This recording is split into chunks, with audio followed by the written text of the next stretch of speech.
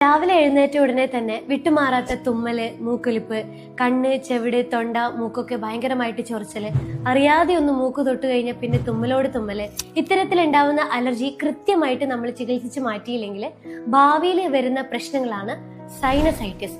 അതായത് നമ്മുടെ സൈനസ് കാവിറ്റിയിൽ കഫം വന്ന് കല്ലിച്ച് വീക്കം ഉണ്ടാവുന്ന അവസ്ഥ.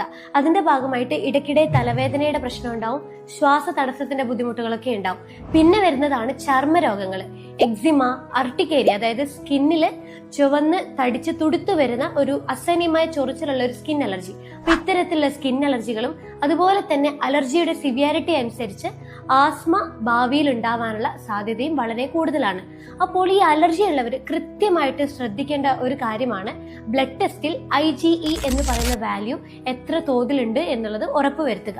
അതുപോലെ തന്നെ അലർജി ഉള്ളവർ ഈ പറയുന്ന ഭക്ഷണങ്ങൾ കൃത്യമായിട്ട് ഒഴിവാക്കുകയാണെങ്കിൽ അലർജിയുടെ തീവ്രത കുറയ്ക്കാനും തുടരെ വരുന്ന അലർജി നമുക്ക് മാറ്റിയെടുക്കാനും വേണ്ടി സാധിക്കും. പ്രധാനമായിട്ടും ഡയറി പ്രൊഡക്റ്റുകൾ, പാൽ ഉൽപ്പന്നങ്ങള്, പാൽ ഒഴിച്ചിട്ട് ചായ, കാപ്പി, പിന്നെ തൈര്, മോര്, പാൽപ്പൊടി, ചോക്ലേറ്റ്, ഐസ്ക്രീം, പാൽ ഉൽപ്പന്നങ്ങൾ മാക്സിമം ഒഴിവാക്കുക. പക്ഷെ നെയ്യ് കഴിക്കുന്നത് കൊണ്ട് യാതൊരു പ്രശ്നമില്ല.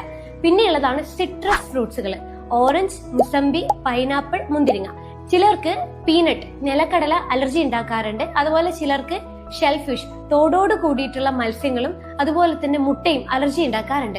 അപ്പൊ ഈ പറഞ്ഞ ഭക്ഷണങ്ങൾ പൂർണ്ണമായിട്ടും ഒഴിവാക്കിയാല് നമുക്ക് അലർജിയുടെ തീവ്രത കുറയ്ക്കാനും അലർജി വരുന്നത് തുടരെ വരുന്നത് നമുക്ക് ഒഴിവാക്കാനും വേണ്ടി സാധിക്കും.